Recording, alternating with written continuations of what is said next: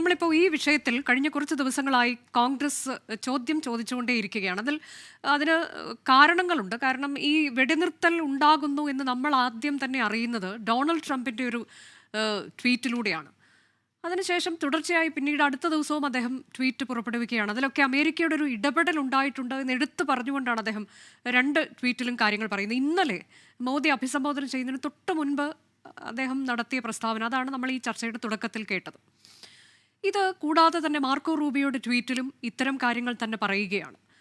കൂടാതെ US state department അവിടെയുമുണ്ട്, നരേന്ദ്രമോദിയെയും ഷെരീഫിനെയും ഒക്കെ അഭിനന്ദിക്കുന്നു, പൂർണ്ണ വെടിനിർത്തൽ നിലനിർത്തണമെന്ന് പറയുന്നു. കൂടാതെ നേരിട്ടുള്ള ആശയവിനിമയത്തിൽ ഏർപ്പെടാൻ പ്രസിഡന്റ് ട്രംപ് ഇരു രാജ്യങ്ങളോടും അഭ്യർത്ഥിക്കുന്നത് തുടരും എന്നൊക്കെ പറയുകയാണ്. അപ്പോൾ അങ്ങനെ ഒരു അമേരിക്ക അവരുടെ ഒരു പ്രസൻസ്, അവരുടെ ഒരു ഇടപെടൽ ഈ വിഷയത്തിൽ ഉണ്ടായിട്ടുണ്ട് എന്ന് ആവർത്തിച്ചുറപ്പിക്കുമ്പോൾ നമ്മൾ അതിലൊരു സംശയം പ്രകടിപ്പിക്കേണ്ട കാര്യമാണോ? അത് ഒരു മൂന്നാം കക്ഷിയുടെ ഇടപെടൽ ഈ വിഷയത്തിൽ ഉണ്ടായിട്ടുണ്ടോ?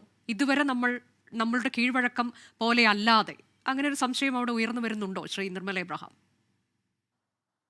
അല്ല, മൂന്നാം കക്ഷിയുടെ ഇടപെടൽ ഉണ്ട് എന്നുള്ളതൊരു വാസ്തവമായിട്ട് തന്നെ നിൽക്കും.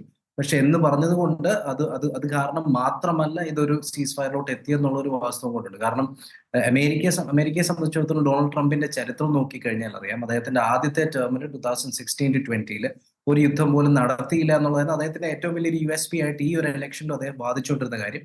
എന്നാൽ അദ്ദേഹത്തിന് ചെയ്യാൻ പറ്റാതിരുന്ന കാര്യം ഇസ്രായേൽ പലസ്തീൻ യുദ്ധമോ റഷ്യ യുക്രൈൻ യുദ്ധമോ നിർത്തലാക്കാൻ സാധിച്ചില്ല. ആദ്യത്തെ ദിവസം തന്നെ നിർത്തലാക്കുമെന്ന് പറഞ്ഞിട്ട്, അതുകൊണ്ട് ഇത് കിട്ടിയ ഒരു അവസരമായിട്ട് അദ്ദേഹം ഉപയോഗിക്കുന്നു. അതെ, ഈ 2 സ്ഥലത്തും അദ്ദേഹത്തിന്റെ ഇടപെടൽ ഇതുപോലെ തന്നെ പ്രസ്താവനയായിട്ട് സീസ് ഫയർ ഉടൻ നടപ്പിലാക്കുമെന്ന് പറയുന്നു, ഗസ ഏറ്റെടുക്കും, അതൊരു ടൂറിസ്റ്റ് സ്പോട്ടാക്കി മാറ്റുമെന്ന് പറയുന്നു. അതൊക്കെ നമ്മൾ കേട്ടിട്ടുണ്ട്. പക്ഷെ എന്താണ് അവിടെ സംഭവിച്ചുകൊണ്ടിരിക്കുന്നതെന്നും അറിയാം.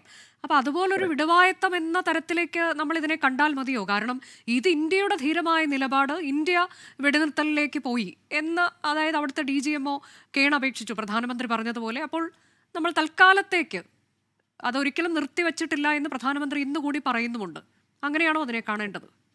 ഞാനത് 3 രീതിയിലാണ്. ഒന്ന്, ട്രംപിന്റെ വിടുവായത്തം എന്ന് പറയുന്നത് ഡിപ്ലോമാറ്റിക് ആയിട്ടൊരു വിജയം ട്രംപ് അവിടെ ആദ്യമായിട്ട് തന്നെ പ്രോട്ടോകോൾ തെറ്റിച്ച് അദ്ദേഹം മുന്നിൽ ഇട്ടു എന്നുള്ളതാണ് ഞാൻ ഉദ്ദേശിച്ചത്. പക്ഷെ ഇതിനകത്ത് 2 ഫാക്ടേഴ്സ് കൂടെ ഉണ്ട്.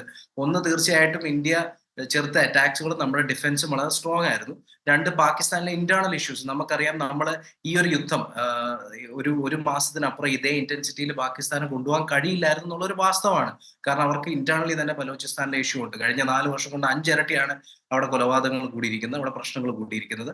തെഹ്രീക്ക് താലിബാന്റെ ഇഷ്യൂസ് ഉണ്ട്, പോലീസ് സ്റ്റേഷൻസും മിലിറ്ററി അവർ തകർത്തുകൊണ്ടിരിക്കുന്നു. അതേപോലെ തന്നെ സിന്ധ് മേഖലയിൽ സിന്ധു ദേശത്തിന് വേണ്ടി JSMM എന്ന് പറഞ്ഞ സംഘടന അറ്റാക്ക് നടത്തിക്കൊണ്ടിരിക്കുന്നു. ഇമ്രാൻഖാന്റെ പാർട്ടി, ഇവരുടെ ഒപ്പോസിഷൻ പാർട്ടിയായ PTI അവിടെ സമരങ്ങൾ ഈ അവസരം നോക്കി ക്രിയേറ്റ് ചെയ്തു. സ്വന്തം കോയലിഷന്റെ ഭാഗമായിട്ടുള്ള PPP party, Pakistan's people party, അവിടെ ഷെഹബാസ് ഷെരീഫിനെ ക്രിട്ടിസൈസ് ചെയ്ത് തുടങ്ങിയിരിക്കുന്നു. അതിനോടൊപ്പം തന്നെ നിലവിൽ കിടക്കുന്ന ഇഷ്യൂസ് ആയിട്ടുള്ള വിലക്കയറ്റവും വെള്ളത്തിന്റെ ഇഷ്യൂവും കടത്തിന്റെ ഇഷ്യൂവും കറണ്ടിന്റെ ഇഷ്യൂവും എല്ലാം കൂടെ കിടക്കുന്ന സമയത്ത് തീർച്ചയായിട്ടും പാകിസ്ഥാൻ ഇന്റേണലി പ്രഷർ ഉണ്ടായിരുന്നു എന്നുള്ളതിൽ ഒരു സംശയമില്ല. അപ്പൊ ഒറ്റ ഫാക്ടർ നമുക്ക് പറയാൻ പറ്റത്തില്ല. പിന്നെ മൂന്നാമത്, പാകിസ്ഥാൻ തിരിച്ചടിച്ചപ്പോൾ ഇന്ത്യയുടെ ഡിഫൻസ് നമ്മൾ കണ്ടു. ഇനിഷ്യലി ശരിയാണ്, സർപ്രൈസ് അറ്റാക്ക് ഉണ്ടായി, നമുക്ക് സിവിലിയൻസിനെ നഷ്ടപ്പെട്ടെങ്കിലും പിന്നീട് സിവിലിയൻസിനെ പ്രൊട്ടക്ട് ചെയ്യാനും രാജ്യത്തെ പ്രൊട്ടക്ട് ചെയ്യാനും നമ്മുടെ എയർ ഡിഫൻസ് സിസ്റ്റം എത്രമാത്രം സ്ട്രോങ് ആയിരുന്നുള്ളത് തെളിയിച്ച് കാണിക്കാനും ഇന്ത്യക്ക് സാധിച്ചു. അതുകൊണ്ട് കാര്യമായ ഡാമേജ് പാകിസ്ഥാൻ ഉദ്ദേശിക്കുന്ന രീതിയിൽ വരുത്താനും സാധിക്കുന്നില്ല. പാകിസ്ഥാൻ എയർ സ്പേസിൽ ഉൾപ്പെടെ നമുക്ക് വെച്ച കെണികൾ നമ്മൾ ഒട്ടും കുത്തുന്നുമില്ല. അങ്ങനെയൊക്കെ കണ്ടപ്പോൾ പാകിസ്ഥാനെ സംബന്ധിച്ചിടത്തോളം മുന്നോട്ട് പോയി കഴിഞ്ഞു കഴിഞ്ഞാൽ അവർക്ക് ഡിഫൻസിലോട്ട് കൂടുതൽ എക്സ്പെൻസ് വരുന്നു, ഇന്റേണൽ ആയിട്ടുള്ള ഇഷ്യൂസിൽ ഫോക്കസ് ചെയ്യാതെ പറ്റുമ്പോഴത്തേക്കും ഷെഹബാസ് ഷെരീഫിന്റെ ഗവൺമെന്റിനെ തന്നെ അത് ബാധിക്കും എന്നുള്ള ഒരു ഫാക്ടർ കൂടെ അതിനകത്തുണ്ട്. അതുകൊണ്ട് നമുക്ക് മൂന്ന് പേർക്ക് ക്രെഡിറ്റ് കൊടുക്കേണ്ടത് തന്നെ ആവശ്യം. ഡൊണാൾഡ് ട്രംപിന്റെ അത് ഇടപെട്ടു, നല്ല കാര്യം, അദ്ദേഹത്തിന് ആ ക്രെഡിറ്റ് കൊടുക്കാം. ഇന്ത്യയുടെ സ്ട്രെങ്ത് കാണിച്ച ഒരു ഫാക്ടറാണ്. പാകിസ്ഥാന്റെ ഇന്റേണൽ വീക്ക്നെസ് കൂടെ ഇതിനകത്തൊരു ഫാക്ടറാണ്. ഇത് സിംഗിൾ ആയിട്ട് ഇന്ന വ്യക്തി കാരണമാണ് എന്ന് പറയാൻ ഞാൻ ആഗ്രഹിക്കുന്നില്ല. ഈ 3 ഫാക്ടേഴ്സ് കൂടെ ഒരുമിച്ച് വന്നപ്പോഴാണ് ശരിക്കും ഒരു സീസ് ഫയറിലോട്ട് പോയത്.